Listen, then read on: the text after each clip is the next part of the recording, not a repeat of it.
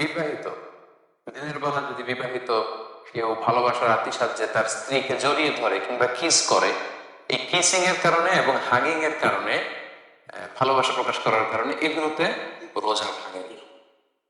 কিন্তু আমরা সাজেস্ট করবো যে এই জাতীয় কাজে যাতে আমরা দিনের বেলা জড়িয়ে না পড়ি। কারণ আপনি যদি আপনার বিবাহিত স্ত্রীকে জড়িয়ে ধরেন বা কিস করেন, এতে হয়তো আপনি সেক্সুয়ালি আরো এক্সাইটেড হয়ে যেতে পারেন। হয়তো এক পর্যায়ে আপনি একেবারে ফাইনাল ডেস্টিনেশনে চলে গেলে আপনি হয়তো ফিজিক্যাল ইন্টিমেসিতে গেলেন বা ফিজিক্যাল ইন্টারকোর্সে গেলেন, আপনি একটা হারাম কাজ করে ফেলেন। এবং আগেই আমরা এ ব্যাপারে সতর্ক করেছি যে সেক্ষেত্রে আপনার শুধু কাজা করলেই হবে না, কাফারাও দেওয়া লাগবে, এবং এটা একটা বড় ধরনের ওয়ার্নিং এবং মহা বিপদে তখন আপনি পড়ে যাবেন। এই জন্য আমরা সাজেস্ট করি যে দিনের বেলায় এই জাতীয় কাজ যেন আমরা না করি। তারপরেও কেউ যদি ভালোবাসার আতিশায্যে দিনের বেলায় আপনার স্ত্রীকে যদি আপনি জড়িয়ে ধরেন বা চুমু খান, এতে কিন্তু আপনার রোজা ইনশাআল্লাহ ভাঙবে না। এর দলিল হচ্ছে সহিহ মুসলিমের হাদিস, আম্মা জান আয়েশা রাদিয়াল্লাহু তাআলা আনহা, আল্লাহ রাসূল সাল্লাল্লাহু আলাইহি ওয়াসাল্লামের প্রিয়তমা সহধর্মিণী, তিনি নিজেই বর্ণনা করছেন যে তিনি বলছেন, কানা নবিয়্যু সাল্লাল্লাহু আলাইহি ওয়াসাল্লাম ইউকাব্বিলু ওয়া হুয়া সাইম। আল্লাহ রাসূল সাল্লাল্লাহু আলাইহি ওয়াসাল্লাম রমাদান মাসে দিনের বেলায় আমাকে চুমু দিতেন, ওয়া ইউবাশিরু ওয়া হুয়া সাইম, এবং তিনি আমাকে জড়িয়ে ধরতেন, আগলে রাখতেন রোজা রাখা অবস্থায়। তো এটাই প্রমাণ করে যে চুমু দিলে বা স্ত্রীকে জড়িয়ে ধরলে, কিস করলে বা হাগ করলে, এতে করে কিন্তু আপনার রোজা ভাঙবে না। তবে আমরা এটাকে সাজেস্ট করি না, যেহেতু এটার কারণে আপনি সেক্সুয়ালি এক্সাইটেড হয়ে যেতে পারেন এবং আপনি বড় ধরনের কবিরা গুনাহে লিপ্ত হয়ে যেতে পারেন। তবে কারো যদি নিজের ওইরকম কন্ট্রোল থাকে, তাহলে এরকম ঘটনা যদি ঘটে যায়, তাহলে আপনার রোজা ভাঙবে না ইনশাআল্লাহ। 3 নাম্বার হচ্ছে ওয়েট ড্রিম, যেটাকে আরবিতে বলে ইহতিলাম, বাংলায় অর্থ দাঁড়াবে স্বপ্নদোষ।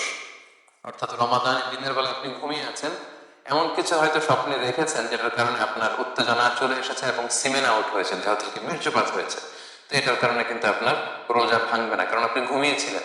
আমরা শুরুতেই শুনেছি যে রফি আল কালাম আন সালাসা আনিন নাইমি হাত্তা ইয়াস্তাইকিযা, ঘুমন্ত ব্যক্তির উপর থেকে শরীয়তের বিধানকে রহিত করা হয়েছে যতক্ষণ না সে জাগ্রত হয়। তো ঘুম অবস্থায় তো আপনি ইচ্ছাকৃত এটা করেননি, ফলে এই যে আপনার সিমেন আউট হলো, এতে করে আপনার রোজা ইনশাল্লাহ ভাঙবে না। জাস্ট আপনার জন্য গোসল ফরজ হয়েছে। আমরা জানি যে সিমেন আউট হলে দেহ থেকে বীর্যপাত হলে গোসল ফরজ হয়, আপনি ঘুম থেকে উঠেই তাড়াতাড়ি গোসল করে নেবেন, এতে আপনার রোজা ভাঙবে না ইনশাল্লাহ। স্বপ্নদোষের কারণে রমাদানের দিনের বেলা স্বপ্নদোষ হলে, যেটাকে ওয়েট ড্রিম বলে, এতে আপনার রোজা ভাঙবে না। 4 নাম্বার হচ্ছে ব্লাড টেস্ট। অনেকে জিজ্ঞেস করে যে হুজুর, রমাদানে রোজা রেখে ব্লাড টেস্ট করা যাবে কিনা? কি মনে হয় আপনাদের, ব্লাড টেস্ট করা যাবে? হ্যাঁ, ঠিকই বলেছেন, ব্লাড টেস্ট করা যাবে। ব্লাড টেস্ট করলে রোজা ভাঙবে না ইনশাআল্লাহ, যেহেতু এটা খুব অল্প পরিমাণের রক্ত নেওয়া হয়, সামান্য কিছু রক্ত নিয়ে সাধারণত এই মেডিকেল টেস্টগুলো করা হয়।